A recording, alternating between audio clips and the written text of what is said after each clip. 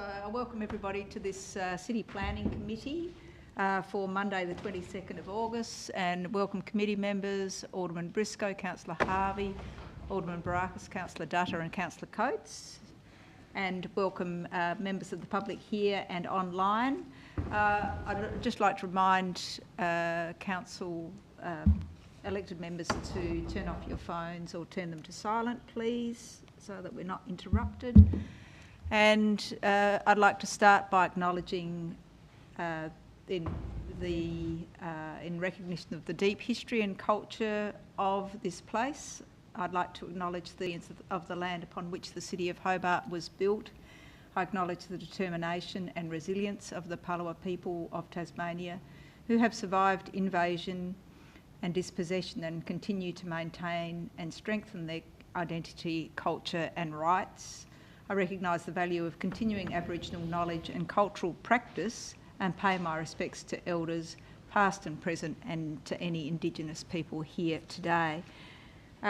So we have a full complement of committee members, so nobody to co-opt. Item 2 is confirmation of minutes. Councillor Dutta, thank you. Any discussion on the minutes? If not, I'll put that. Those in favour? Those against? Items carried. Consideration of supplementary items. Yes, we have some. Yeah, Alderman Barakis, thank you. Those in favour? Aye. Those against? Items carried. Are there any pecuniary or conflicts of interest? No? Okay, we move to transfer of agenda items. No transfers. Item 6 is consideration of items with deputations. Yes, so moved. Thank you, Alderman Briscoe. Those in favour? Aye. Those against? The motion is carried. Item 7, I'll remind the committee that we're acting as a planning authority, and we'll move to item 7.2.1, which is 325 Elizabeth Street, North Hobart, partial demolition change of use. And I'll invite Mr Lindsay Bogg to the table, to one of the microphones there. Thanks, Mr Bogg. If you can speak up, I'm a little bit hard of hearing, but it also allows for the members of the public who are listening from home. And you have 5 minutes to address the committee. Thank you. Thank you. A couple of things. Thanks for the opportunity to speak to the committee. And secondly, I am in absolute favour of the proposal. But I have a couple of comments that I'd like to make, or like the council to consider in the construction of the project. Number one, the provision of a loading bay, possibly at the bottom end of the laneway going up to Elizabeth Street, which is going to be closed. Number two, the provision of a key to the bollards to myself, such that I maintain legal rights for the use of that laneway. It is on my title, and I do have rights over it. It's not a public road or a gazetted highway. Thirdly, provision of some lighting and facilities in the closed laneway. That might be difficult, but I'd like you to consider that. The possibility of removing the yellow barrier, which is closing part of the laneway, such that it can be widened and then provide access for some facilities, chairs, whatever. And fifthly, the provision of a sign, which is important to me, a signage at Lefroy Street entrance indicating that that is the access to my property at 327 Elizabeth Street, and including on that signage reference to the Mather Cottage B&B. I understand council's apprehension about B&Bs, and I agree with that too, actually. It is a proper B&B, it has a planning permit, it's part of our house, and as such, I think council should support it. So, some sort of signage that would indicate that it's not only the access to my property, but it is access to the Mather Cottage Airbnb. Thank you very much. All right, thank you. I'll open it to the committee, and just to be clear, I'll open it for questions to you, Mr. Bogg. Just to be clear, so is that between, is that next to Winnings, going down off Elizabeth Street? Sorry, Is it next to Winnings News No, Agency? no. It's between Fusion Hairdresser and O Grill. Okay, yep. The all right. Vietnamese restaurant. Yep, thank you. That's the laneway. All right, so I'll open it to committee for questions. Councillor Harvey. Have you discussed all these issues with the planning officers already? So they're aware of these issues? I did put in a submission, a couple of things on there that weren't in my submission, but a couple of those issues are already in my submission, which during the advertising time, I put in a submission. Okay, but you haven't had a conversation yet? No.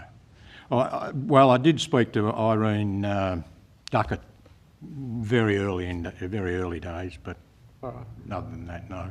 Yep. Okay, thank you. Alderman Briscoe. Thank you, Chair. The requests, have you got them in writing? So if we do incorporate them into the planning approval, yep, that's good. Thank you. Mr. Doyle, you might have some answers, but I'll just go to Councillor Coates first.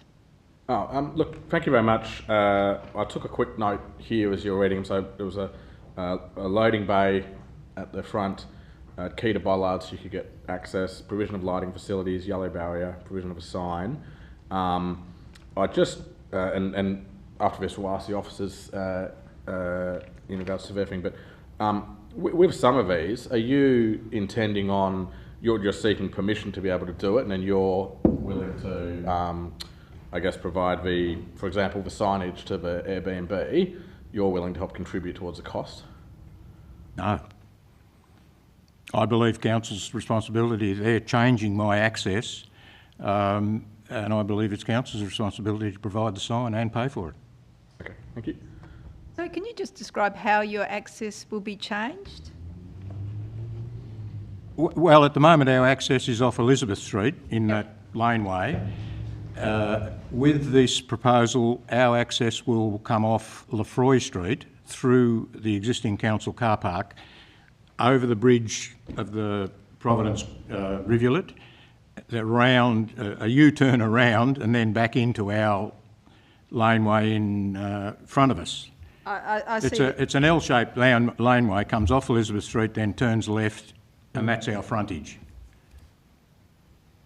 Okay, all right. I think I understand now. Thank you. I'll have a look. I'll come and have a look at some stage over the next few days, I think.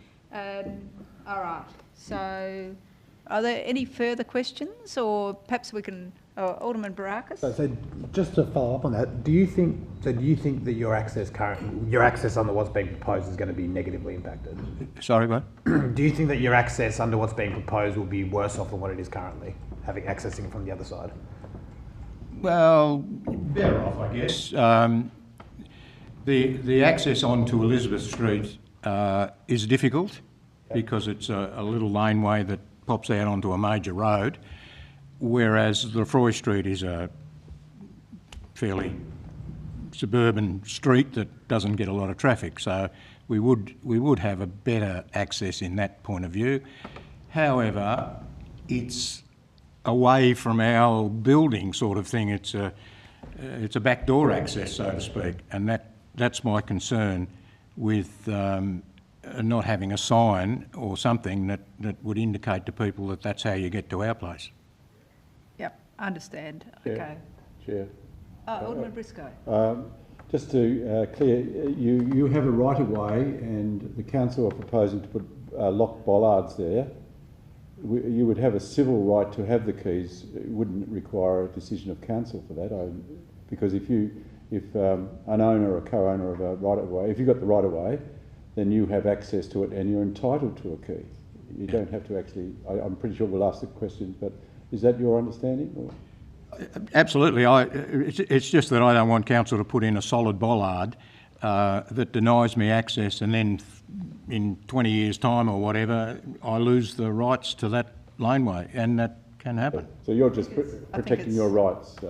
Basically, yes. Thank you. I mean, I'd never use it, but I'd just like to know that I had a legal right to use it and thereby keep that legal right on my title. Good, thank you. I think that's covered off in the report as well, but perhaps if committee is of the mind, we might just hear from Mr Doyle in relation to some of those things. Mr Doyle, can you help, please? Thank you, Chairman. As it turns out, Mr Bob and I were colleagues some years ago, although we haven't seen each other, I think, for 20 years, so happy to re-establish that relationship.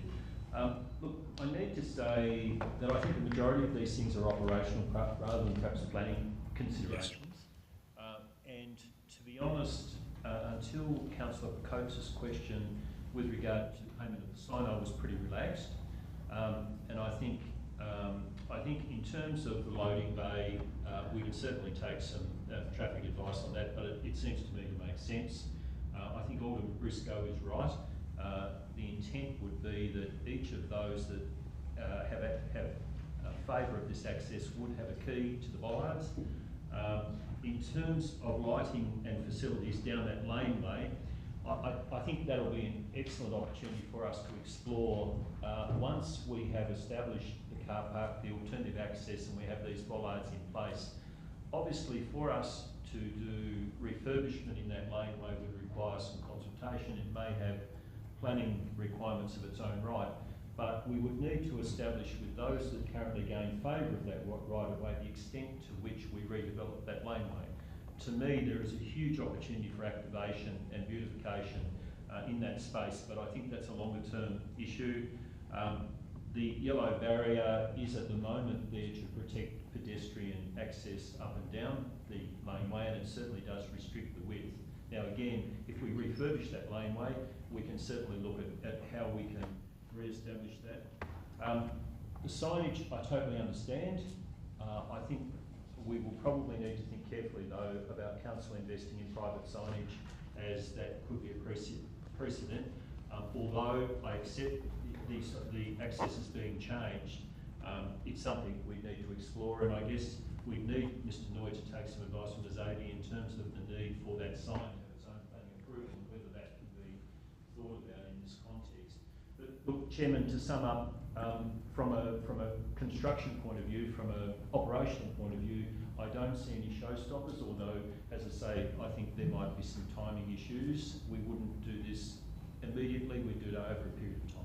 Okay. Alderman Brackus, I'll take your question, but is it directly related to Mr Bogg's question, or can we get Mr Bogg to take a seat? No, Okay, thank you. Would you like to resume your seat? Thank you. Thank you very much, and I'll open the item for discussion. Start with you, Alderman Brackus. Thank you, Chair. I'm broadly comfortable with this, Chair. I think this has been a topic of conversation in the area for quite a long time.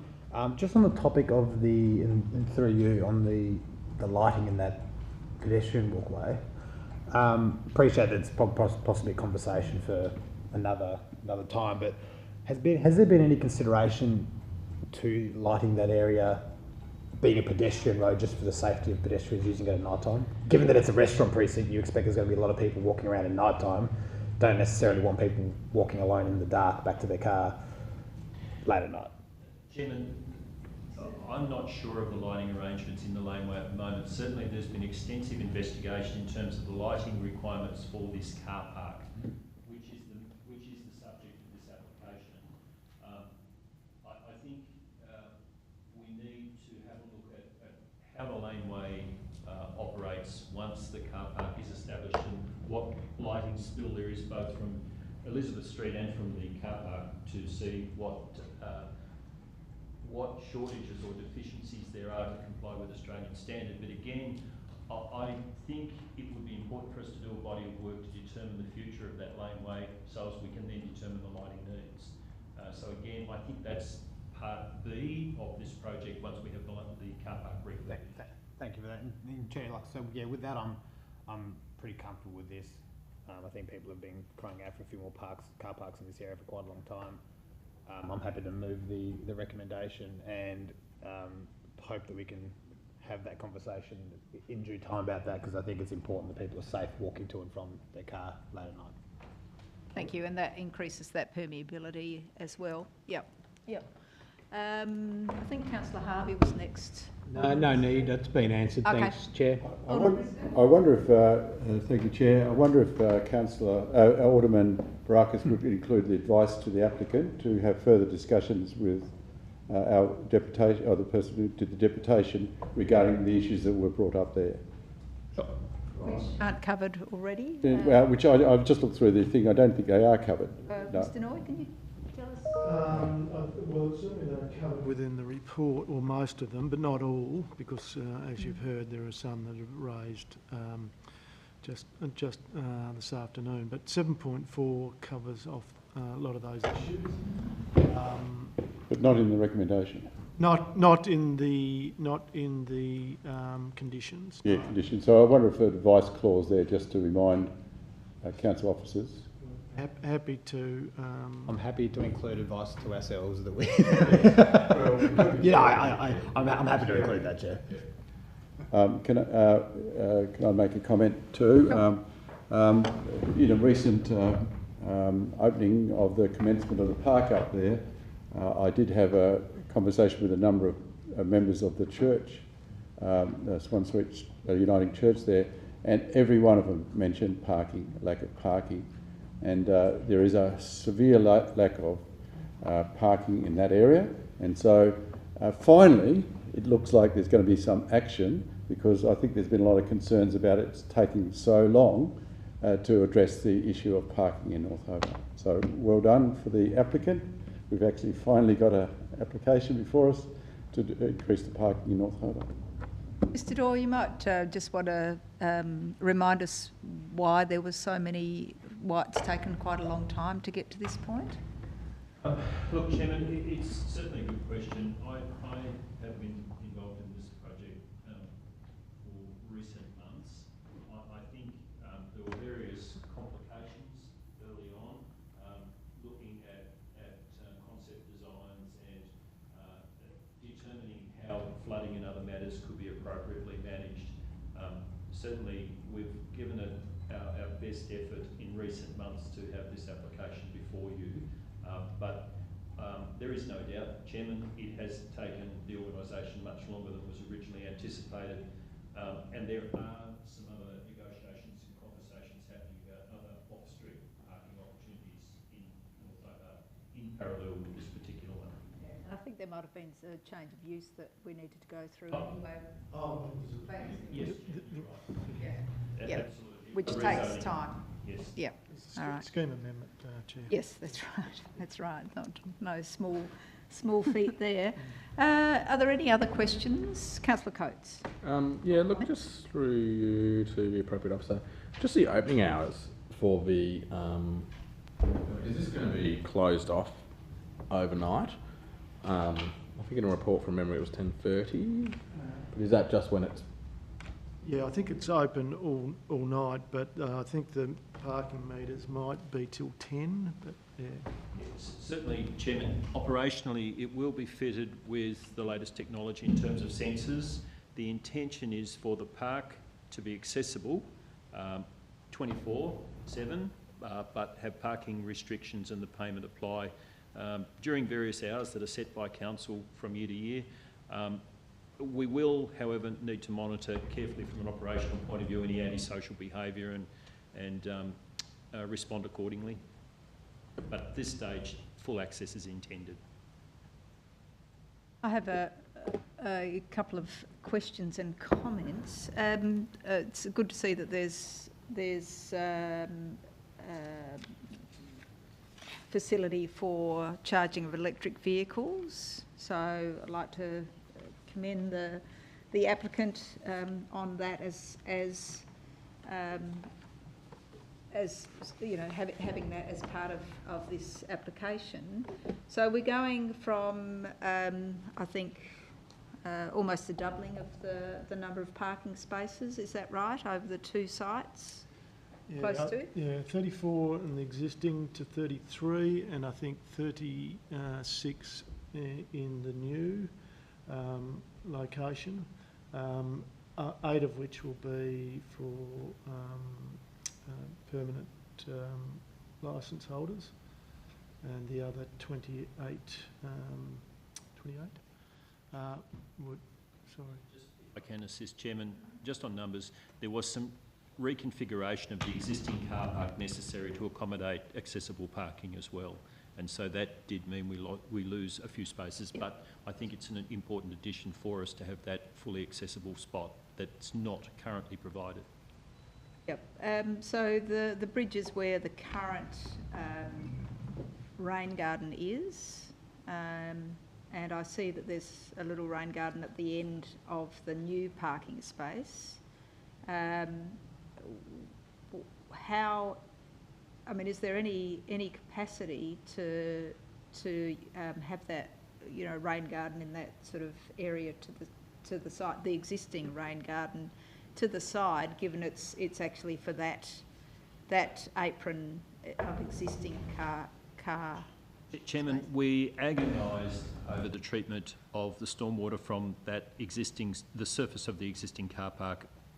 We would, and I asked our engineers and designers to explore every possible way that existing rain garden could be retained.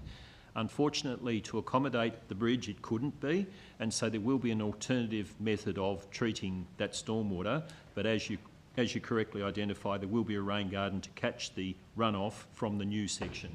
But no, it's not possible for us to retain that rain garden at the entrance to the bridge, but there will be an alternative treatment methodology utilised. Now, we did that, as I say, had extensive design iterations and long conversations with our stormwater folk to see how we could do that, but it just couldn't be achieved and provide the necessary access to the bridge to comply with Australian standards and traffic laws. The other thing is that this is a very small section of an urban rivulet, which is exposed. There's not much of the Providence rivulet which is exposed, although we had Mr. Noy and I were talking about some further upstream only last week.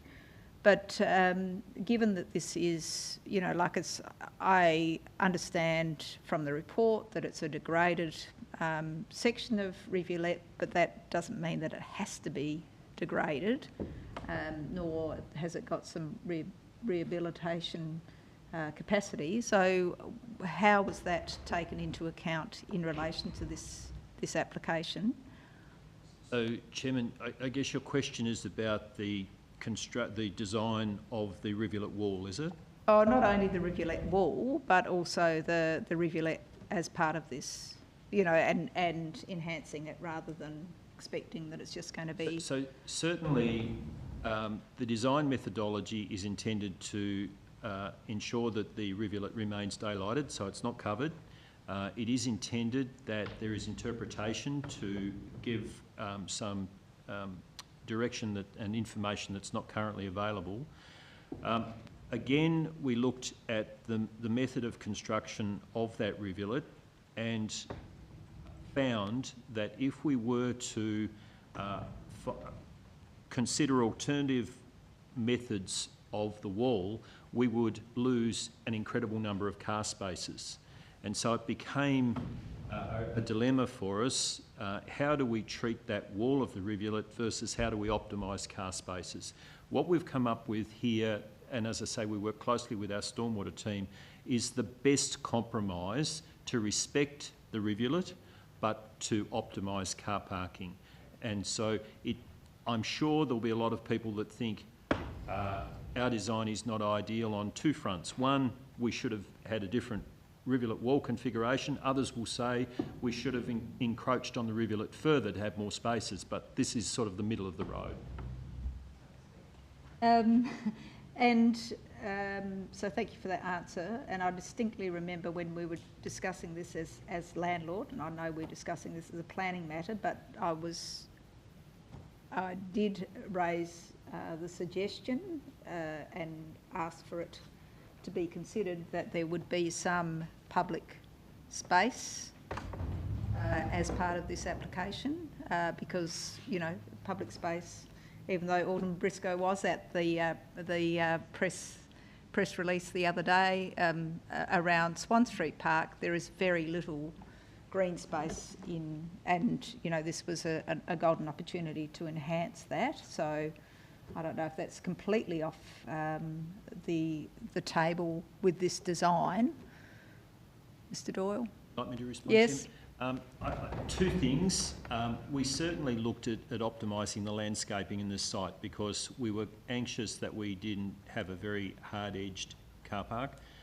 Again, we can put in additional landscaping, but we do lose car spaces. One of the things that this application gives us the opportunity to do, however, is improve the tree canopy cover. And as you'll note from the application, it's really reinvesting in the trees in the existing car park and accommodating as many trees as we can in the new one. So whilst the landscaping opportunities are limited, there is some, but it's limited, we are looking to really optimise the canopy cover in the longer term to provide shade and the softening of the space.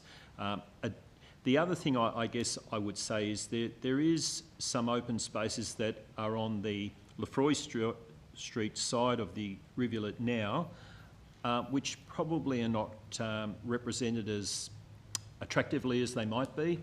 And so I think there's going to be an opportunity, just as there will be for us to work with that laneway that will connect the new car park to Elizabeth Street. There'll be other opportunities for us to really improve the overall amenity of that area as we move forward, and particularly, Chairman, in the context of the precinct planning that's going to be undertaken for North Hobart. Yeah, well, I'll finish on one more point in that connection from the Lefroy Street apartments from Burnett Street right through is just a vital connection, and this really does link that section of it through the shops in Elizabeth Street. So it's a golden opportunity, but for a pedestrian-friendly walking opportunity too. All right, Alderman Briscoe. Thank you, and I should have brought this up earlier. Perhaps Mr. Doyle can handle further questions. Just looking at the profiles of a lot of the current exposed rivulet will be covered up with the new car park on one side there.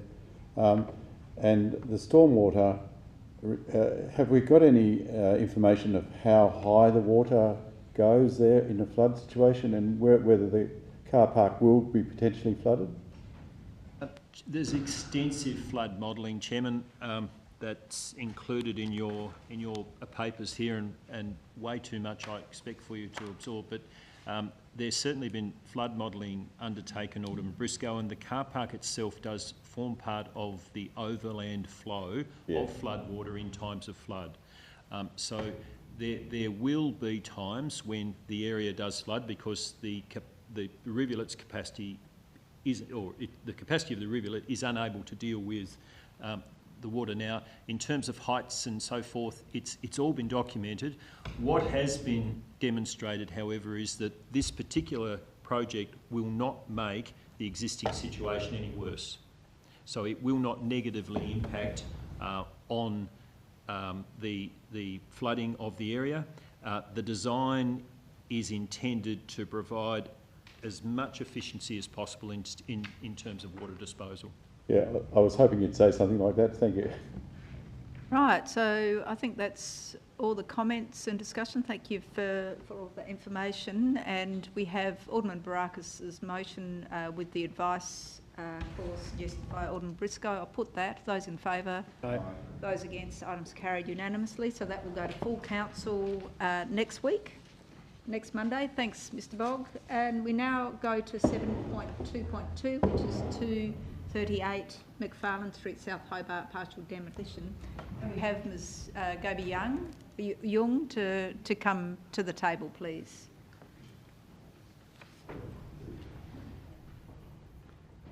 Thank you. And if you're happy to take off your mask when you're speaking to the microphone. Thanks for the opportunity to talk to this.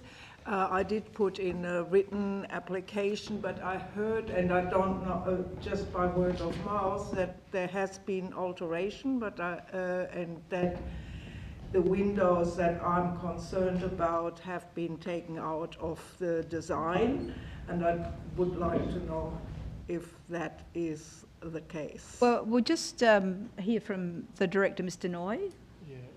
Thank you, Chair. Look, there is a condition. The windows remain, but they are to be screened to a certain height to minimise that overlooking. So, Overlooking, yes. so there's conditions specified. I'm just trying to find which ones they are. Miss Abby must be. Can't see it.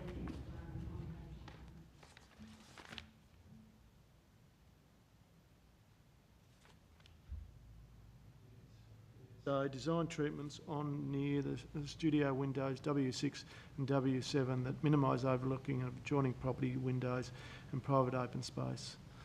So, So that's on the study windows. Yes, they are the ones that face directly Yes. south, but then there's also a window that faces west, which basically looks also into my backyard. W6 and W7, so there are two windows that are, And W8, and W8. yes, I did put that into my application. only recommending through your chair W5 and W5. W- Not W5. W5's the Sorry, bathroom. W6 and W7. All right, do you want to just explain what your concerns are with Well, this? well, if they are being screened, but the W8 window, which faces west, also needs to be screened, because that looks directly into my backyard. I did put sort of I'm not great at drawing, so I did sort of a mechanistic kind of drawing I put in, and with the view lines from my backyard to those windows. There were 3 windows, one on the western side and 2 on the south side. All right, well, is there any question, is there anything else that you wanted to No, add? that No, was my okay. main concern. All right, are there any questions? Councillor Data? Thank you, Chair. So if that one was to be screened, you'd be happy with that? Then I would be happy, yes. Thank you. Okay, Can I just ask a quick question? So that window, it's looking at the plans. Yeah, If the window's there, your property's there, yeah. so they'd be looking angrily. Yes, yes, but because of the way the land is actually with the slope, at the moment I can look into their bottom window even. Yeah, that's on the ground floor from my place. So they should be complaining about you then. They could, yes. But yes, that's what the other one will be even more. It will be also an inconvenience to them, really. the advice that I'm getting from Ms. Aby is that it's a highlight window, so does that mean it's really, like it's totally above? No, that's on the south side. There is a triangular window on the top. Got no concern about that. Well, we have the, Then there are 2 windows. One is where the bathroom is and one is where the study is, that face directly south. And then there is one on the west side. And the one on the west side is the one that I am concerned about as well. we have the applicant here, so we can ask of them Yeah. that question. Yes. But I think your point is made, and Yeah, we can, okay. yeah, That's we can all. see what the committee feels and what the applicant Good. feels. So if there are no further questions, if you'd like to take your seat, thank you. And if I can ask Ms. Drury to come to the table. Anybody else? No? Okay. All right, so can you, you've heard those concerns? Yes, Is there any way that those can be ameliorated? Yes, no, I did read those in the report when I was reviewing it. I was aware of the window 6 and window 7 that you brought up, which are on the south side. That was brought to our attention earlier via a neighbour as well that the clients had a discussion with. But window 8 is on the west side, which is an additional one, which I did read something about in the report also being a concern, but we are happy to raise the seal height of that as well, if that is a concern, so that's fine. All right, all right. Is there anything else that you wanted to add? Yeah, thank you. Thanks for the opportunity to address you all. I'm the applicant and the designer for this proposed addition, partial demolition and alteration works. The proposed addition is sited at the rear of the existing dwelling, which is a modest blonde brick 2-bedroom and 1-bathroom dwelling that currently houses a family of 2 adults and 2 growing children.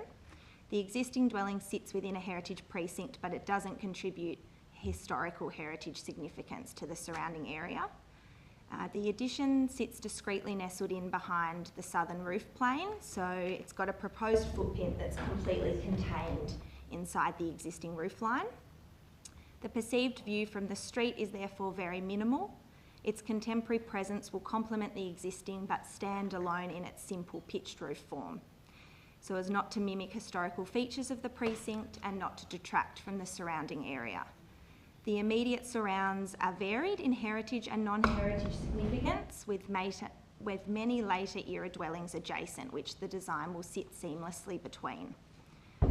The design intention is to provide an additional bedroom, ensuite and study, so it's essentially a parents' retreat upstairs to enable their 2 children to have a bedroom each downstairs and a shared bathroom in between. The addition is only to accommodate the existing family, so there's no additional needs for increased parking or access, because there's not going to be any more people. I appreciate the representativ's considerations in regard to the building envelope, privacy and overshadowing, and want to address these in conjunction with the conditions made in the report. The proposed addition is slightly outside the building envelope on a corner, which has been carefully considered in terms of the amenity to the adjoining properties. Assessment has been undertaken to look at the overshadowing, visual impact and separation.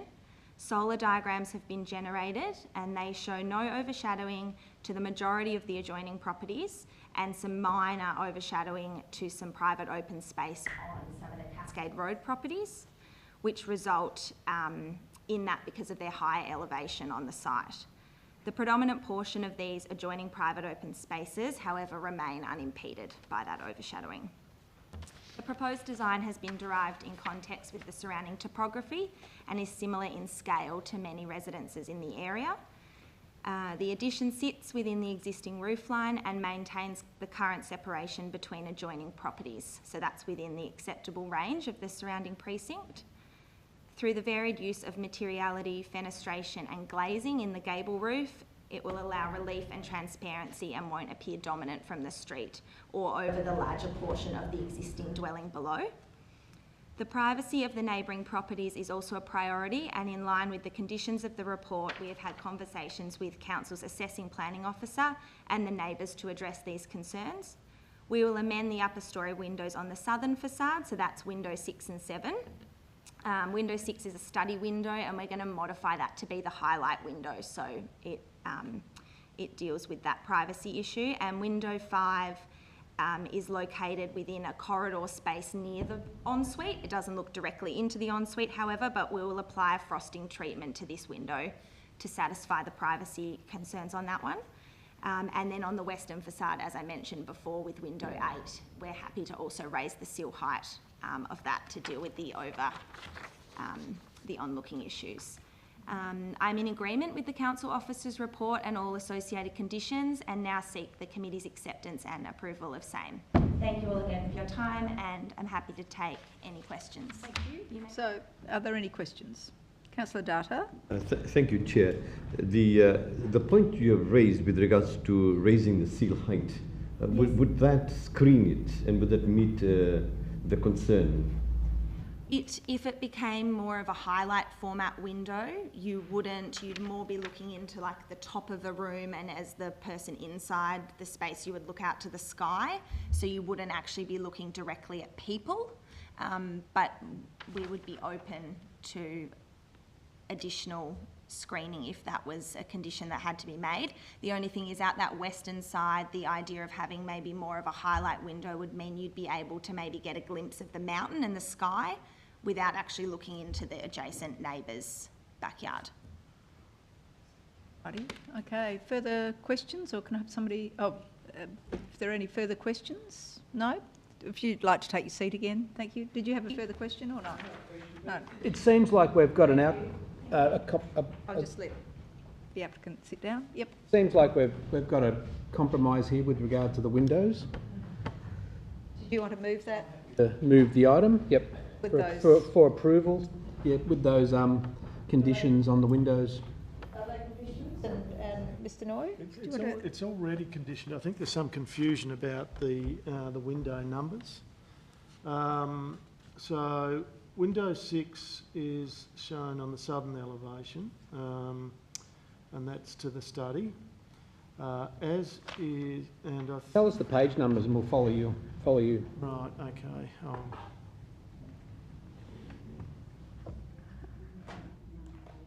913.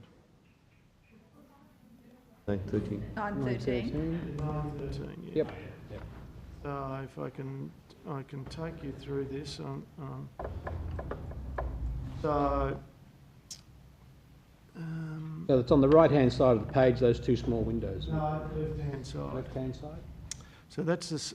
So you've got window 6 on that double window on the left-hand side of that elevation, and then that's to the study, and that will be screened, that one, and then you go to page 914, and the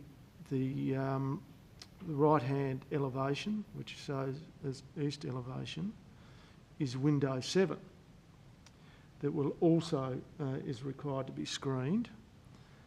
And if I then refer you back to that condition, it talks about, and that's to the study, that W7. W8 is in fact a highlight window on the southern elevation, and I don't think we're saying that needs to be screened, because that is a highlight window above your head. So you're not going to be, we'll be looking at the sky. Where is I'm just trying to see where W8 is. Is it on? 913. It's the previous one. 913, yes, the left-hand side elevation, southern elevation. One's in the roof area. Yeah, I see it. So I think the officers have conditioned it correctly to address the concerns that have been expressed by the representative in this instance. So the triangular ones are above head height, and the one below it on the left-hand side of the page will be screened. That's correct. And then on the next page... On the next page, the W7, yep, which will have an oblique view up the hill to the representative's property, will also be screened. And the sill will be raised. Well, you don't have to raise the sill to screen. You can use frosting. What are other alternatives apart from frostings? Because we saw the Huon Road property screened by slats. Yes, that's right. Yes, you can have slat type arrangements in So that would be a building code thing if... no, it'd be a planning condition that the screening be in a suitable form. Now, there are a number of options available for that to raise the sill height, and you'd sign that off as the planning authority, would you? That's correct. The applicant has already said that they would raise the sill height for that. That's right. You can do it a number of ways. Yep. Okay. Right, but it sounds like we've got an outcome here. Everyone's happy. That's correct. I think we're on the same page. Do we need to make any amendment then? No, that's... Okay, so that's covered. All right. All right, okay, any further discussion? Councillor Coates? Oh, just a comment that the officers have got it all correct and put in all the conditions. That's good. Yeah.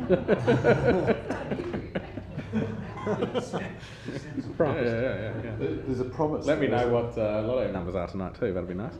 You knew in advance. No Look, I'm happy further to comment? support Councillor Harvey's moving of the item. Okay, so we'll put the motion. Those in favour? Aye. Those against? Items carried. And so that goes to, does that go to full council because of the numbers, or did we make that decision tonight? Dave? 5 representations, so that's decided by committee? Yep. So that's the decision for tonight. Thank you. All right, we'll go back to 7.1.1, which is 19 Morrison Street, and we're considering this application under the Sullivan's Cove planning scheme. Alderman Barakis. Happy to move that, Chair. Thank you. Discussion? Just have a query just in relation to accessibility. So we had the issue around accessibility for the neighbouring application. And with this application, where do wheelchairs fit into the scheme of things? Well, it's through to you, Chair. It is level access, so I think it's fair to say that the officers have learned from the issue further along this street with the recent outdoor dining, and so it is level access. So it's removable seating, so the seating configuration will be up to the applicant. Oh, so it is movable seating. It looks pretty fixed. It was. You know, they're large benches, so is a wheelchair just going to be able to just access the end of the table? And has there been any input from your committee, Alderman Barakis, your subcommittee? Yeah, no, I'm not sure if they specifically have. No, there has. No. Access Advisory Committee.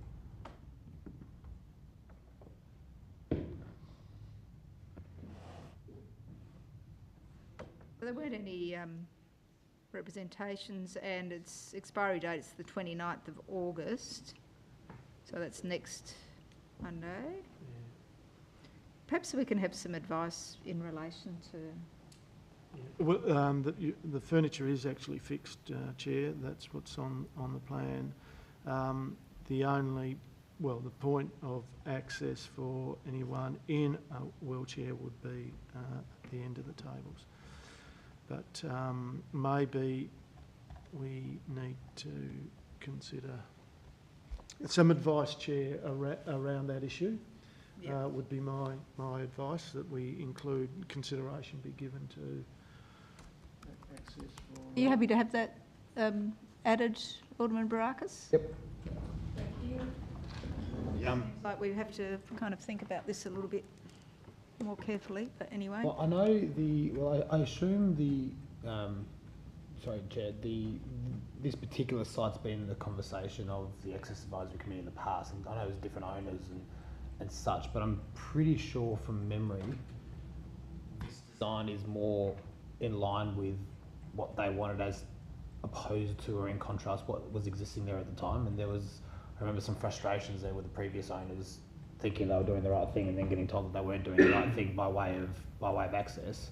So it's off the building line. I know obviously this hasn't necessarily gone through the committee itself, but just from the conversation, I think it is closer to what they are after. So I'm happy to let. Will this go to full council? This has to go to full council. Yeah. No. Okay, so if we have that advice clause, then and I assume that if there's any concerns about it, we'll hear about it. But it's kind of a different way we could actually approach this. So if there's no further discussion, I'll put the motion. Those in favour? Aye. Those against? Items carried unanimously with that additional clause. 7.2.3, and we head back to 98 Augusta Road under the Hobart Interim Planning Scheme. So you might remember this was an application that had come before us, was approved, then there was a fire, now it's back. So it's been, it didn't have a very long opening time, but this is now Banjo's application. Discussion. Well, Chair, it looks fine. I think we all know what banjos produce, and what it will look like in the streetscape to some degree. And I note that the sign on the roof is not approved. I think that was the only thing for me. Could the director just explain the shared laneway? There's a laneway between the housing cluster that's a shared laneway, and there's concerns, according to the deputations, about, I don't know, impact to the wall or the laneway. Yeah. Mr. Noy? Well, that laneway, the property already has existing rights over that laneway. I think there might have been some confusion on the part of the neighbours around what that meant, but we had to include the adjacent property and the adjacent right-of-way because it's an access point for the rear of the site. So the officers were satisfied that that arrangement was had worked previously to the 5 car parking spaces in the rear, and would continue to do so under this configuration. Okay. I'd like to also just point out we just need to make a correction in PLN 17, and this is around the external illumination of the signs and when that should occur. I think that and the hours should refer to 6 a.m. to 6 p.m. Monday to Sunday, as opposed to 7 a.m. to 9:30 p.m. Monday to Sunday as. Councillor Hubbard, you've moved this, haven't you? Yeah, I'm happy to move it. I did think I saw. Is that the right way to say it? I thought I saw that it was 6 to 6. But yes. Anyway, just one final point. That's with regard to waste collection. I see they're going to use a particular type of vehicle per the contractors, and there's no issues with that vehicle accessing the laneway, or the rubbish will be dragged down the laneway to the back of the truck. Look, I think the view is that the drivers of these vehicles are more than capable of navigating their way through this arrangement. Mm-hmm. The right-of-way is reasonably wide as well, and it's service once. Yep. All right. Twice a week, so. So just to clarify that through you, Chair, PLNS2 is the one that's got the wrong hours, or 17. 17. PLNS17. Page 947. 9. So what page number is it? 947. 947. So PLN 17 says hours of operation in brackets. It's got 7 to 9:30. Immediately below it, PLN 6 has hours of operation 6 till 6. Yeah, I missed the 7 to 9:30. I only saw the 6 to 6. So I think any further discussion? My comment is that I think the removal of at least one of the, 17 signs was a good thing. It seems like an excessive amount of signs, but it is Banjo's badging. And to me, this is a much better application than we had before, which was a sports bar and caused quite a lot of concern about the hours of operation. So here we have something which is a bakery, which kind of fits in with the local activities more so. You'll note that we haven't had as many representations from the neighbours directly opposite, and that road directly opposite, which we had last time. So I think this is a much cleaner application. I do note that the access to the disability toilets are, going down the lane and outside into the courtyard, which is not ideal. Is there any condition that we can add to that, or is that just as it is because of the nature of the block?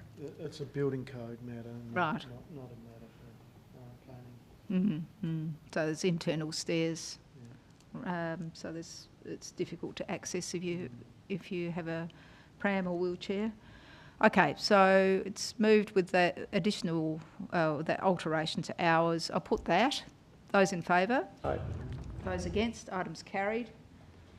316, 7.2.4 is 369 Hewan Road. This is returning to us. It's the alterations and swimming pool, which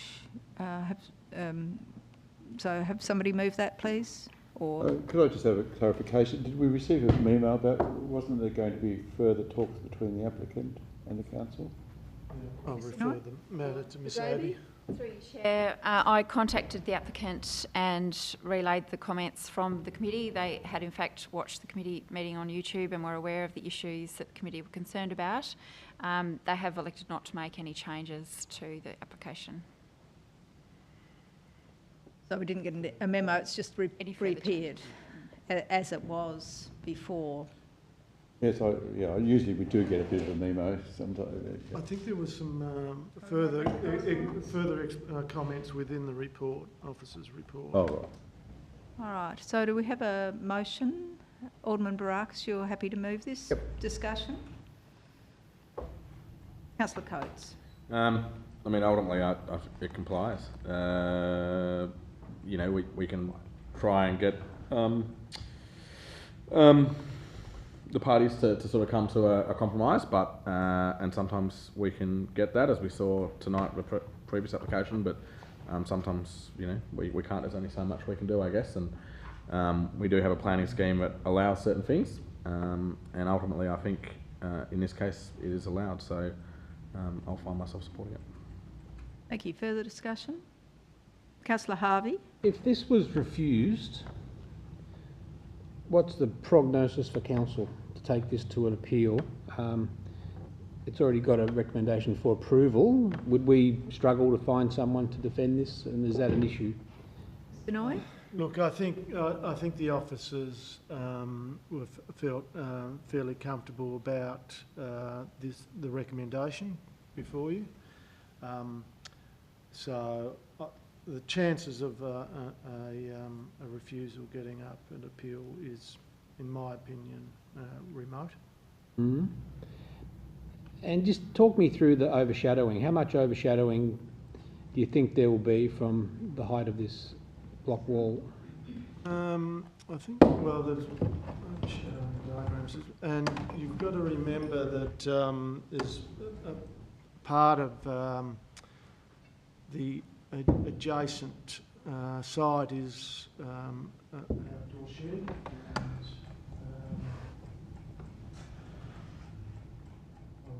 and the immediate neighbour, and the space between the outdoor shed is used for storage. There is a part of the garden, the rear garden, that will be overshadowed, but I think all in all the officers were of the view that the garden will still maintain a reasonable amount of sun access to the rear garden. It has a northerly aspect, so any overshadowing is, you know, later in the afternoon. Alderman Briscoe. Thank you, Chair. I think I made very similar comments last time, but the applicant's property is quite huge.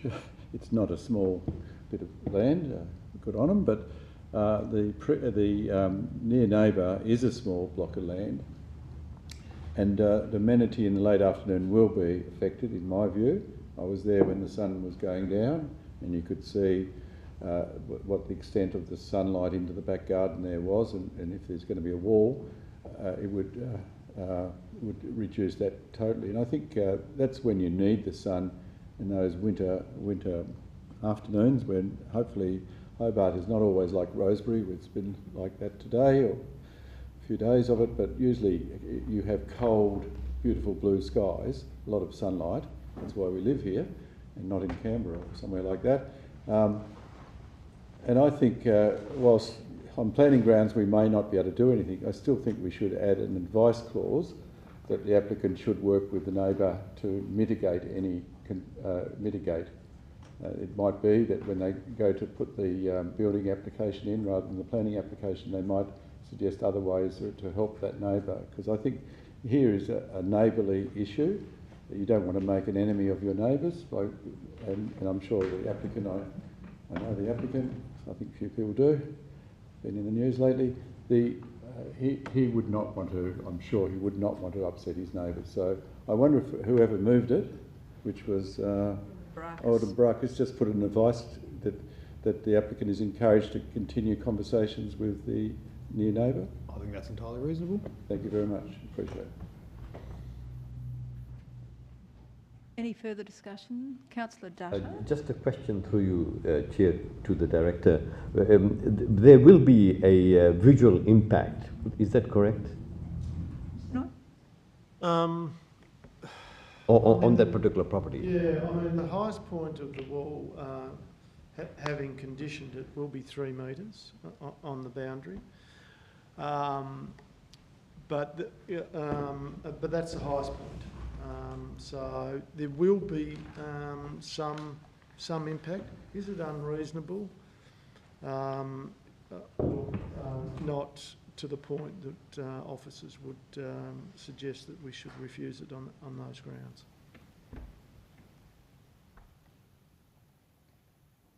I'll make a comment. Everybody has the right to develop their backyard. But it's really unfortunate, given that there's so much real estate on that side of the fence, that this has a significant and detrimental impact, as Alderman Briscoe has said, on the near neighbour. So it is a real shame that something else couldn't have been considered, but our hands are tied to some degree in relation to this. But I think it will, because I went and had a look at that very cosy, for want of a better word, backyard. It's probably half the length of the other backyard for the applicant's backyard, and yet this is a very important living space for the neighbour. So I think it's a real shame that this is hard up against her fence. So anyway, any further comments, Councillor Dutta? One more question, but there is an alternative to shift it, isn't it, for the swimming pool? Yeah, but that's not what we have before us. Yeah. Mr. Noy? That's correct, Chair. There'd be a number of options, but I think from memory from the last meeting, the applicant wanted to integrate it with the existing patio that connects to the house. So hence the desire to have it in this location, and that's what we've got before us. Right. So if there's no further discussion, I'll put the motion as moved by Alderman Baracus with that advice clause. Those in favour? Right. Those against? Show of hands. Those in favour? Alderman Briscoe, Councillor Harvey, Alderman Baracus, Councillor Coach, Deputy Lord Mayor. And those against? That's carried, and that will go to full council because of the number of representation. So that will go to full council next week. We go now to 337 Churchill Avenue, Sandy Bay. Change of use to visitor accommodation. This is in a group of apartments next to a rivulet. Didn't we? Those were approved some time ago, were they not, Mr. Noy? Yes, I think. Well, they've only recently been constructed in the last couple of years. So. All right. So this is bang smack in the middle of it. Can I, Alderman Baracus? I'm happy to move the officer's recommendation for this one. Discussion? If not, is there any foreshadowed motion in relation to this? No foreshadowed motion? Okay. All right. There is. Yeah, sorry, Chair. I have a question first, and then the question that I want clarification on is that this particular strata title does not allow it, but under the performance criteria, when we look at this application, it does, from memory, talks about a number of factors, and under, I think, C, there is, with regards to noise, and my question is, Again, reading the recommendation and the assertions made with regards to noise, we haven't really got any other evidence to say, but simply basing on the assertions on the facts that's been presented. Mr. Noy? Yeah, look, I think, I mean, you recall we had a question, and I'm not sure whether it's in fact on this agenda, around complaints that we've had from operation of short-stay visitor accommodation, and I think we've had 8 in the last number of years. I think it may be 6 or so years. We've had 8 complaints around operation of short-stay visitor accommodation. That's not a significant number in the context of the number that are operating in the city. So I think it's fair to say that it's not a huge issue around operation of this use so far as noise or the like. So I think we draw on that experience generally, and we've also included the obviously the management arrangements, management plan that we're requiring by condition of approval in I suppose backing up that lived experience with other applications. Yeah, I mean, that was my concern, and having heard that, I have difficulty with presenting an alternative. So I would support this particular recommendation this time. Thank you. Thank you. Alderman Briscoe? I just note that 1.4 doesn't, only one representation received, and in support of the proposal. I don't know why it's in front of us personally. It seems a waste of our time and officers' time. Can you answer that question, Director? Why is this in front of us if there was only one deputation in favour? It's been called in. Okay. Can I ask who called it in?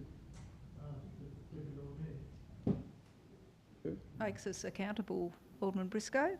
Well, we call in every application before the Hobart City Council, every one of them? I think it's abuse of the planning scheme. Yeah, it certainly is, seems to have Right, abused our time. so so I'll put the motion. Those in favour? Aye. Those against? No. Show of hands. Those in favour?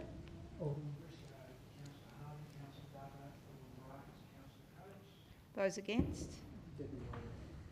Motion is carried. And sorry, I've just lost my place.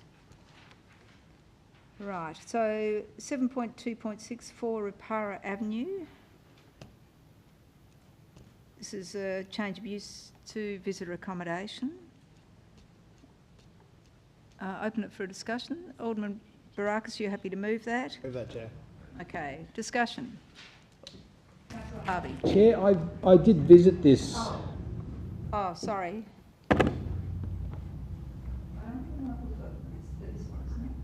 Oh, there's a condition missing. Yeah, okay. Sorry, I'll just, before you start, Councillor Harvey, Mr Noy has a condition that we need to add to this. Yes, sorry, Chair. The general condition 1 was missed off this in production, and so I would just like to include that general condition in as well. What is the general condition? That the proposal should accord with the application as submitted. That seems Standard like one. that seems like an appropriate condition. I'm more than happy to include that one. Right, Councillor Harvey.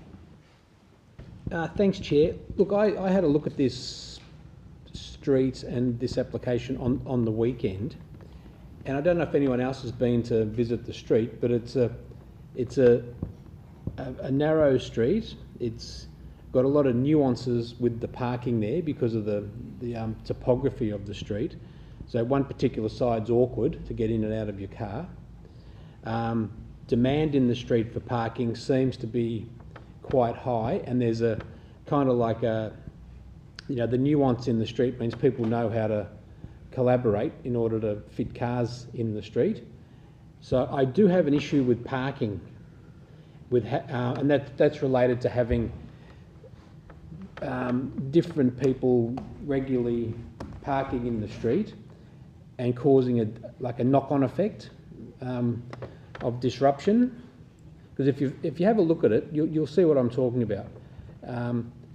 It's an awkward street. So could the director just describe or elaborate on why parking wasn't considered to be an issue with this short stay accommodation? Because is understanding the street not part of it?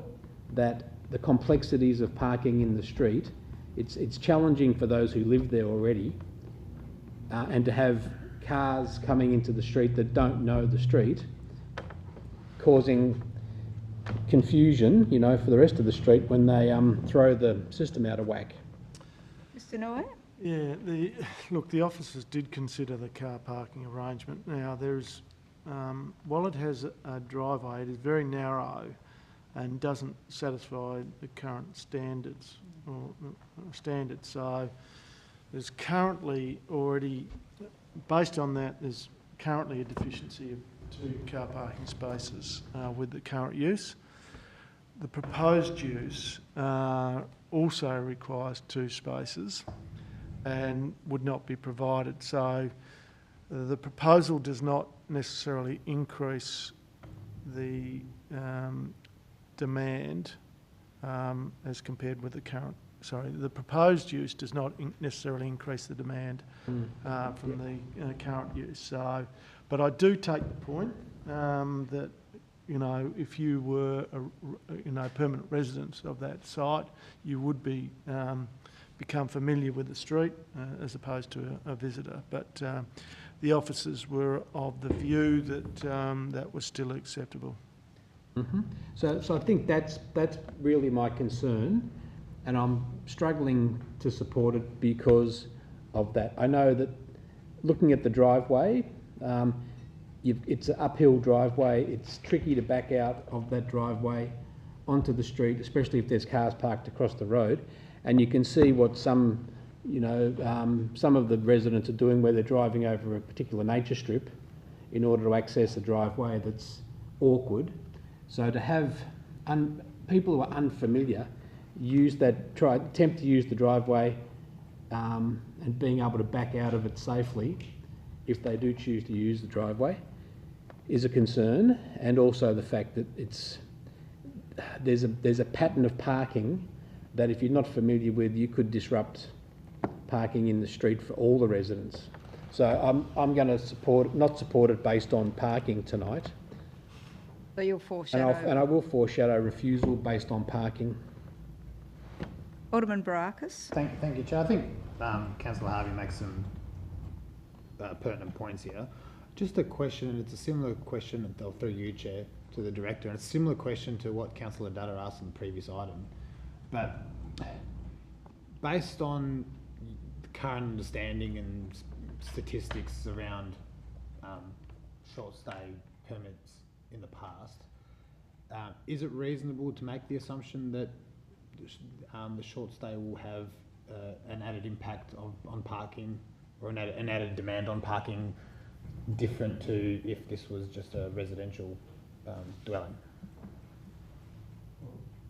Yeah, I don't think it necessarily will increase demand, and in fact there might be an argument that there might be a less of a demand, and depending on the occupation rates of that short stay visitor accommodation. But the point that's been made around the nature of Rapara Avenue and its ability to be able to be navigated by people that aren't necessarily familiar with it, I take the point, but it is still a public street, and we have a lot of those streets within Hobart, and that can be tricky to navigate, but people do manage that if they've got a driver's licence and have passed the necessary driving tests. Councillor Coates? Look, thank you, Chair. Reading through the officer's report, particularly the traffic engineers, I find myself agreeing that it appears to comply. I am heartened to see correspondence, the letter written on the 7th of July. They've obviously done due diligence and have been questioning the applicant and received the information where, at the moment, the current property has 2 vehicles on the road, and so that accords with what the assessing officer has, the development engineers, put in their report, so it's 7.6.5, where they refer to the fact that there's going to be no additional demand.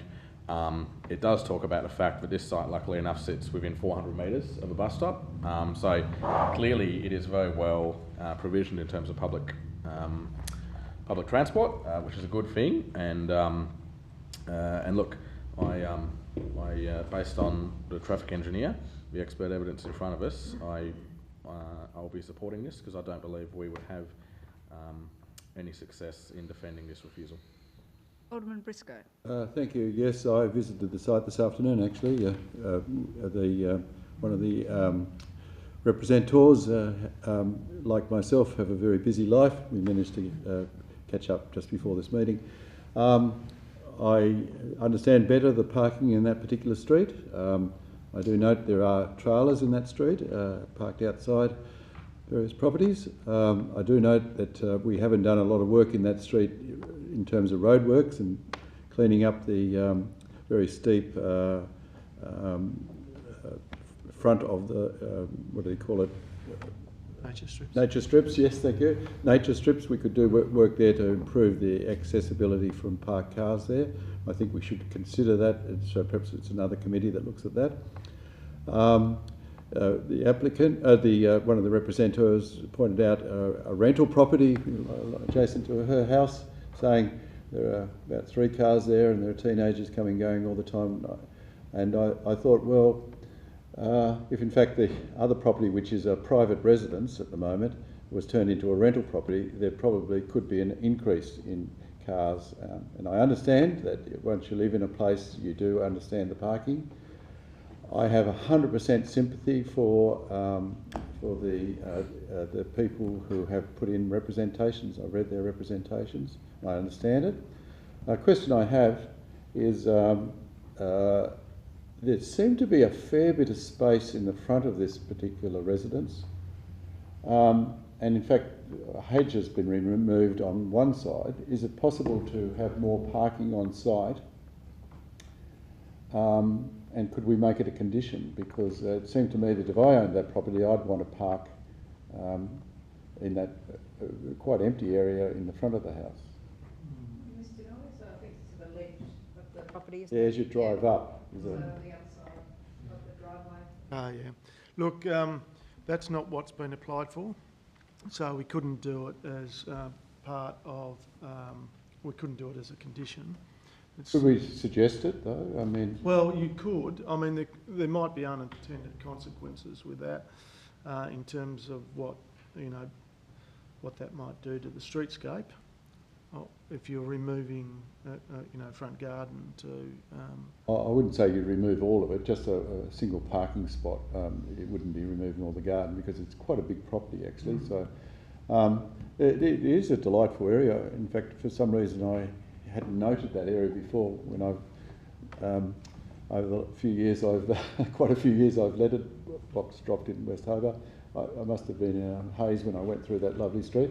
So I have a lot of sympathy, but we could be caught in this loop that we have with other of these properties because there's no moratorium under Directive 6. It still applies.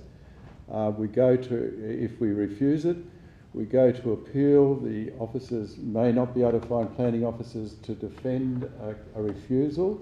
And morally, do we put our council finances under threat because we know the outcome? The outcome, while we might be, I hate the word, but virtue signalling, that I sympathise and therefore we refuse it, but we know that it's going to be approved.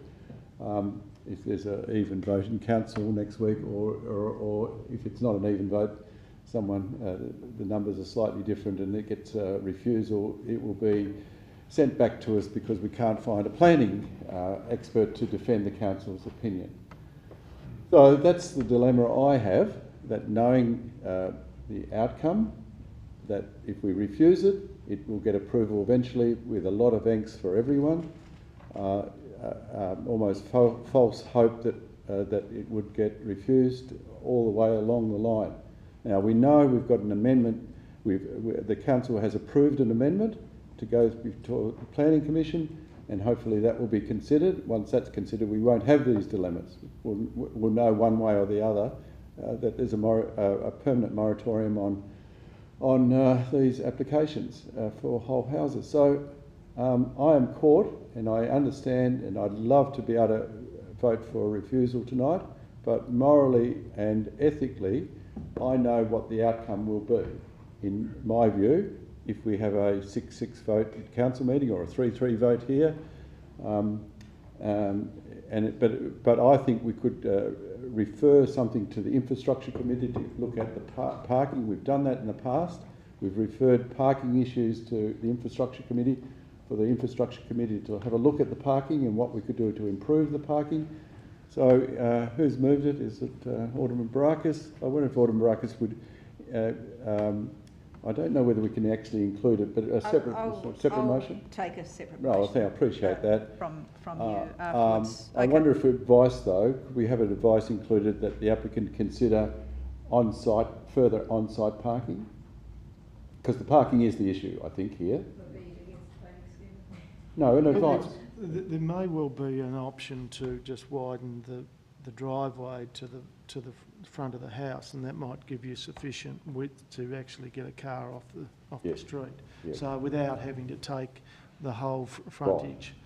Right. So that might be an option that could be explored by the applicant. Could we just have that advice that the applicant explore extra wide driveway, for example, so we could get a car off the street? Advice, yes. It can't be a condition. Yeah.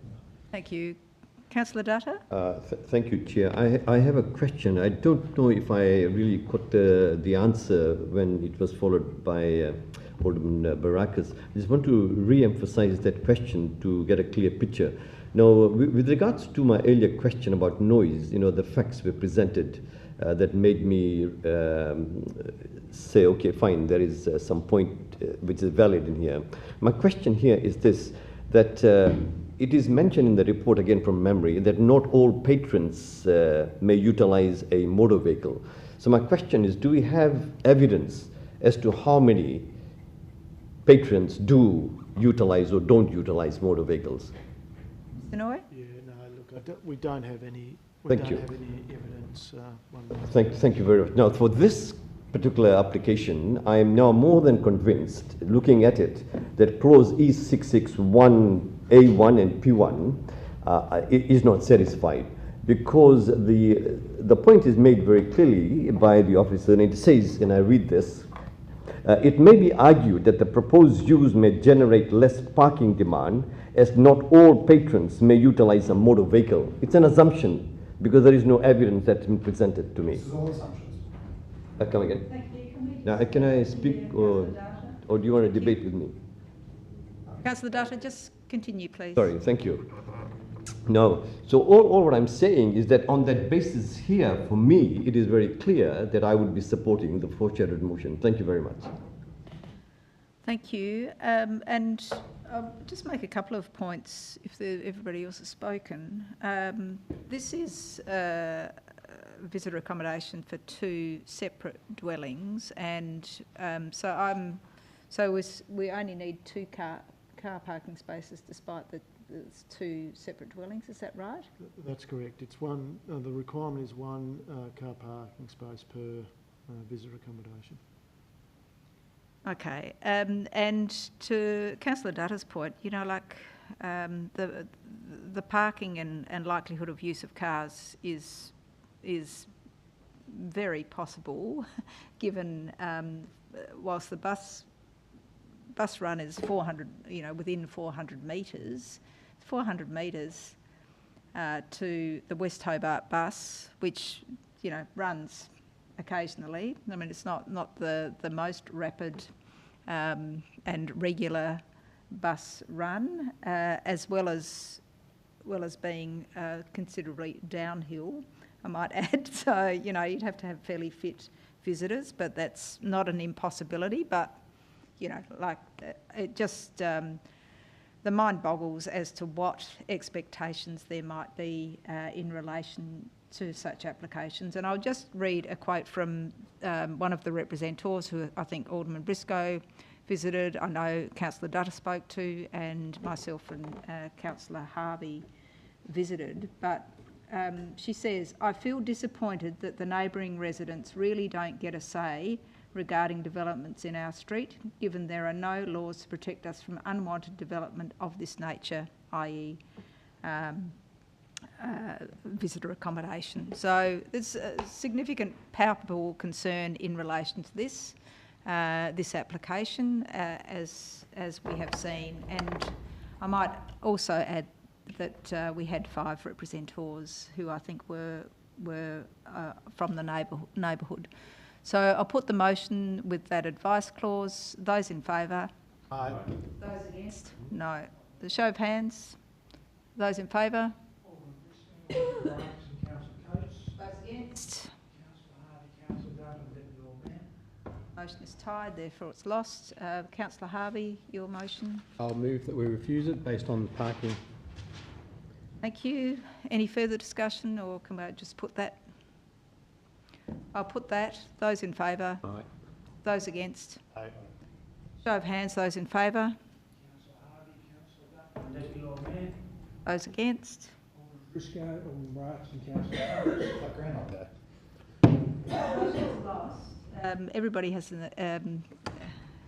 are entitled to have their vote, and that will go to full council next Monday. We now go to Chair, you did allow me to have that motion. I'm sorry. Yes, go ahead. Thank you, Chair. That the question of parking in this street be investigated by the Infrastructure Committee.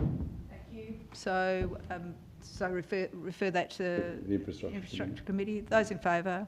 Aye. Those against? Items carried Thank you. unanimously. 7.2.7 is 1 Ascot Avenue. It's adjacent road reserve. No? I'm happy to move this. Yep. I think it's a shifting of the crossover slightly to make it easier, I assume, for them to access their driveway. Mm-hmm. Okay, discussion? No discussion, I'll put that. Those in favour? Aye. Those against? Items carried. We go to the supplementary now, Dave, before reports. Okay, so item 7 is 100 Pinnacle Road. It's the upgrade to water infrastructure at Ferntree Move that, Bower. move that, Alderman Chair. Briscoe, thank you. Discussion? Is a bower. What's the Bower? Mr. Noy. For the benefit of those listening. It's an intake, and there's a turbidity measurement implement being installed into that facility, Chair, as an upgrade, and so they can automate the controls around that turbidity measurement. So is that why they need, the 4G modem, That's correct. all of those things? And is that going to be, how low impact is that application? Very low impact, actually. Well, they've taken every effort to minimise that impact. There will be a new pit that will be put in to house the turbidity measurement device, but there will be a connection as well. So I think 3 man ferns will need to be removed and replanted, incorporating this new facility, Chair. You discussed it Yeah, I was just about to say that, Chair, yes, it has got approval from the Wellington Park Trust and with conditions, and as extra information, it will save the person going out there, or the people to go out there on a night like this perhaps and testing things. So it's saving some poor sod's call out. And it just makes it so much more efficient to actually quickly respond to any any issues to do with sediment in the water. Okay, good. Thanks for that explanation. Councillor Coates? Oh yeah, no, just adding to that, when I looked at the picture of it, to me it looked like a fern. If you look at figure 3, but it's definitely discreet and those going up and down. I mean, obviously in the back there's a little hut and a pipe going in, but I also read the attachment from the Wellington Park Trust, so look, in favour. It's a very sensible upgrade to facilities on the mountain. Thank you. If there's no further discussion, I'll put the motion. Those in favour? Aye. Those against? Items carried. Item 8 is significant tree nomination, and this is a hawthorn hedge. Councillor Harvey, I thought you I'm might happy move to this. move that we don't put it on the list. Yep. Thank you. Further discussion? All right, I'll put that. Those in favour? Aye. Those against? Items carried. Go back to the standard agenda and we'll go to item 8, which is reports. And we have the 6 monthly update on visitor accommodation approvals. Can I have somebody move that, please? Alderman Barakis, thank you. Discussion? The 10% increase, there we go. So what are we up to? 533. Through you, Chair. From Briscoe? Have we got any information yet about people who drop out of the short-term accommodation and return their houses either to long-term rental or to the market? No? Through you, Chair. No. And is there any way to be able to get that information? Yes, I mean, there's the government statistics that are provided on a 3-monthly basis. It gives you a figure. So it may be that that's something that we can also report on. I wonder if that could be included in our 6 monthly report, 2 lots of 3 monthly reports from the government. Yeah. Thank you. Thank you. Councillor Harvey? It's interesting to note, Chair, the number of short stay approved in Sandy Bay. 141 of the 533. So I'm quite surprised that it's that high. And then the next largest is Hobart with 92, followed by North Hobart with... West Hobart. Yeah, West Hobart. Where's that? Where's that? That's just up there. Yep. But I'm also interested in the Battery Point figure. So that's an historical figure from okay, so Battery Point was a special suburb that got preferential treatment a number of years ago to prevent whole home accommodation because of its historical nature. I think it was related to the Battery Point planning scheme as a residential scheme, was it not? Yes, it was, Chair. The 1979 scheme had some protection in there for whole home conversions to visitor accommodation. Mm-hmm. That came across to the interim scheme, that requirement. Then the government introduced the PD6 that opened the floodgates to that land use in Battery Point, and we saw a huge number of applications come forward, and I think the government got the message that we tried to advise them prior to them introducing PD6 that this was not a good thing. There was a significant lobbying, as I understand it, and the government amended PD6 to preclude such use within. Mm-hmm. Another question, Chair. Alderman Briscoe. Just looking at what the figures of the number, which is interesting, as Councillor Harvey said, it'd be nice to know Sandy Bay is our biggest suburb, and therefore it might be that 141 is a lower percentage of residents in short-term approvals for whole houses than somewhere like Ferntree, which has got 1. So 1 out of how many houses up there? 128 or something. It might be a higher percentage in Ferntree than there is in Sandy Bay. So I wonder when we do the report next, we just put the number of residents and percentage, because that will give you a better way to compare. Yeah. Thank you. Percentage per suburb? Yeah, so like, for example, 1 out of 128 turn that into a percentage, I'm quite happy to help the officers. I'm sure they know how to do that. And 141 out of 3,000, you know, is probably that's a percentage, you know. Mr. Noyd. Got my advocates here. I'll just help. What's 7%, I'd say. Yeah. But it's a good point, though, I think Alderman Briscoe makes, to see what percentage of suburbs are being converted into hotels. Yeah. Don't turn it around.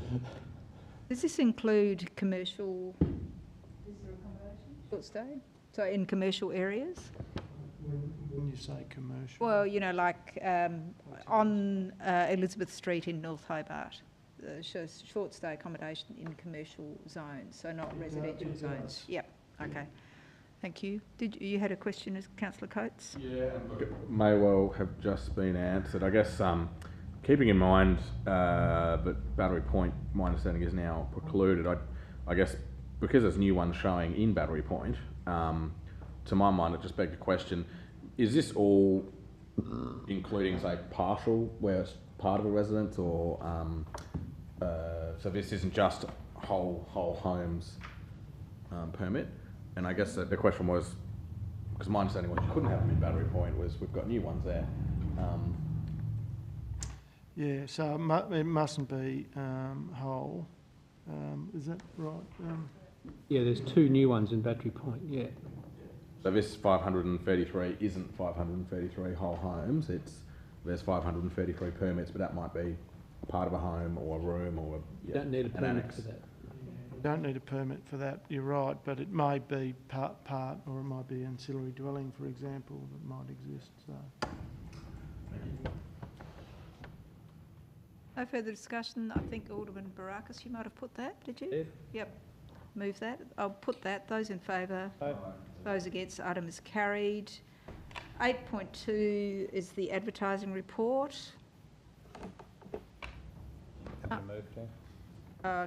Yes, thank you. And Ms Aby?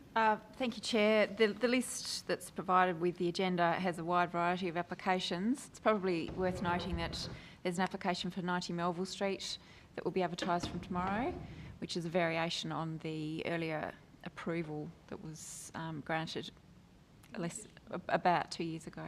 Can you just remind us which one that is? 90 Melville Street is the old K&D, was it Woodyard? Oh yes, okay. All right. So what are they applying for? It's not too dissimilar from the previous application. They've made some changes to the use. The first few floors, changes to the use, and they've made some changes to the external appearance of the building.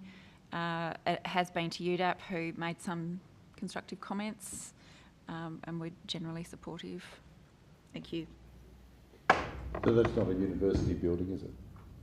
No. Private, basically private apartments. Private dwellings and Yeah. office. So. Yep. Alderman Barakis has moved this. I'll put it. Those in favour? Aye. Those against? Item is carried. 8.3 is advertising, I think. Yep. 36 Argyle Street. What's that one? Sorry. Yep. Go ahead. Street was the application to convert the spaces above the Vibe Hotel to consulting rooms. Ah, okay, yes. That was approved at officer level. And the air bridge, wasn't it? Okay. The air bridge has been separately approved, and there are steps being taken for that to be implemented. Do you want to move that? I'm happy to move it, and I've got a question as well. Some change of use to visitor accommodation has got through the filter of being called in. How's that happened? Well, not every visitor accommodation application has been called in. What's the criteria for being called in? I think we provided that previous question without notice. And Ms Aby might be able to specify. How's it being called in? Through you, Chair, the items that are called in are the ones that trigger essentially the amenity provisions in PD6. So if it's a strata and it triggers the discretionary part of that, or actually if it's acceptable as well, I think that would be called in. and similarly for a certain size dwelling, that would be You've got pulled in. a standing request from the chairman to call in those ones. Through you, Chair, yes, I do. Thank you. All right, so I'll put that. Those in favour? Those against? Items carried. Item 9 is committee action status report. Anything of note there? Oh yeah, what is happening in relation to smoke-free? I need to refer that on to Oh, the director yeah, okay, well, of Connected City. I'll try and get some information from her. Okay, you happy to move that, Alderman Barakis? Just a question about climate action. I thought this council passed at least 3 years ago or 4 years ago climate emergency, yet all those things in October 2021 officers are progressing the matter. What does it mean by progressing the matter? Mr Noy? Page 1227. Right, well, we've, as you would recall, I think we endorsed the STCA recommendations around Coastal hazards? coastal hazards, and we are doing, and you will recall, council endorsed a project to engage with the community around, I think, 9 specific foreshore locations within the city. I wonder if that could be included in the status report, because it just looks like it just looks like we're just putting it on a shelf somewhere, but we obviously we're not. No. Yeah, thank you. And the coastal hazard strategy was signed off today at STCA. All right. Oh no, this is number 4. Oh, you're talking about number 4. The climate action one.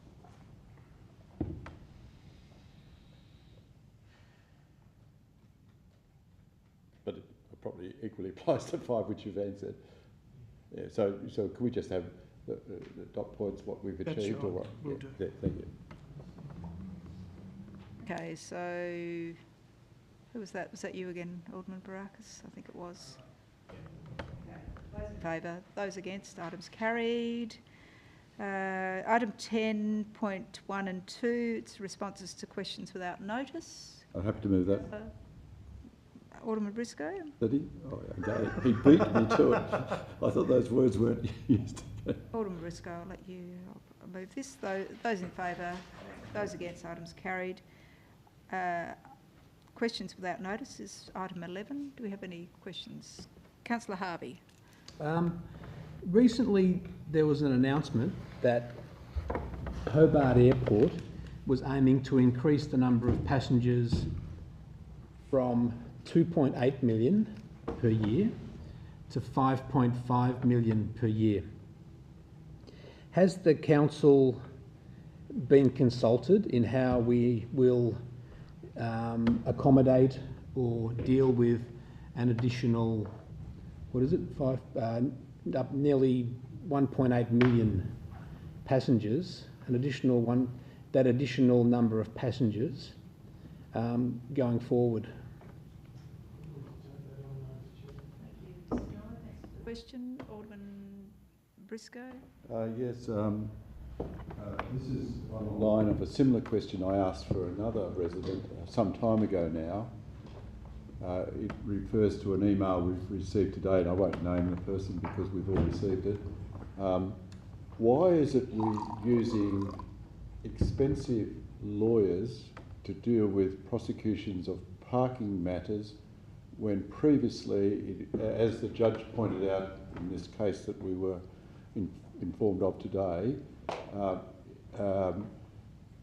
means that the applicant, the person being prosecuted, stands to get an extraordinary bill for the lawyers, far above any penalty that's imposed by the judge for the, if he or she has been found breach of the parking laws.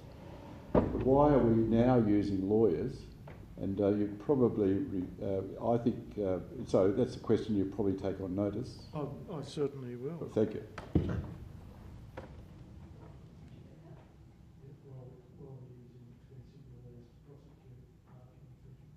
And the judge has made a particular comment about it.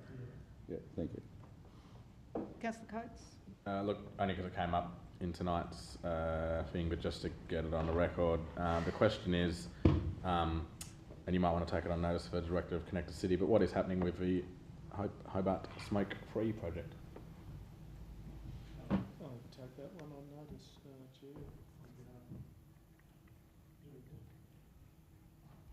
I have a question Councillor on cable Dutta? car matter. Should I take it on close because of the current status of it at present?